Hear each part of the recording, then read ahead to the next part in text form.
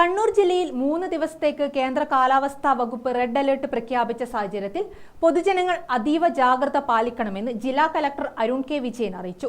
പൊതുജനങ്ങൾക്ക് ആവശ്യമായ മുന്നറിയിപ്പ് നൽകാനും ആവശ്യമെങ്കിൽ ദുരിതാശ്വാസ ക്യാമ്പുകളിലേക്ക് ജനങ്ങളെ മാറ്റാനും തദ്ദേശ സ്വയംഭരണ അധ്യക്ഷന്മാർക്കും തഹസിൽദാർമാർക്കും വെള്ളിയാഴ്ച രാത്രി ഓൺലൈനായി ചേർന്ന ദുരന്ത നിവാരണ സമിതി യോഗം നിർദ്ദേശം നൽകി. തദ്ദേശ സ്ഥാപന അധ്യക്ഷന്മാരും സെക്രട്ടറിമാരും വിവിധ വകുപ്പ് ഉദ്യോഗസ്ഥരും പങ്കെടുത്തു. അതിതീവ്ര മഴയുണ്ടാകുമെന്നാണ് കാലാവസ്ഥാ കേന്ദ്രത്തിന്റെ അറിയിപ്പെന്ന് കലക്ടർ അറിയിച്ചു. മലയോര മേഖലകളിലും താഴ്ന്ന പ്രദേശങ്ങളിലും പ്രത്യേക ജാഗ്രത പുലർത്തണം. മണ്ണിടിച്ചിലും ഉരുൾപൊട്ടലും ഉണ്ടാകാനിടയുള്ള സ്ഥലങ്ങളിൽ പൊതുജനങ്ങൾ ജാഗ്രത പാലിക്കണം.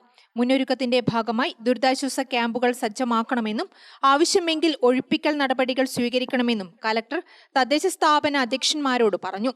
ക്യാമ്പുകൾ സജ്ജമാണെന്നാണ് തഹസിൽദാർമാർ അറിയിച്ചിട്ടുള്ളത്.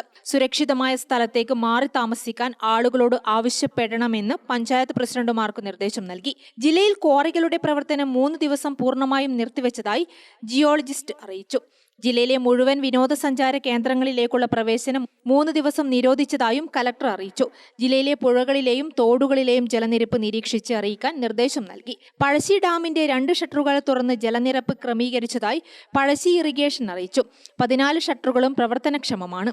ജലനിരപ്പ് സുരക്ഷിത നിലയിലാണ്. ഓരോ മണിക്കൂറിലും ജലനിരപ്പ് നിരീക്ഷിക്കുന്നുണ്ട്. ശക്തമായ കാറ്റിന് സാധ്യതയുള്ളതിനാൽ അപകടാവസ്ഥയിൽ നിൽക്കുന്ന മരങ്ങൾ അധികൃതരുടെ ശ്രദ്ധയിൽപ്പെടുത്തണം.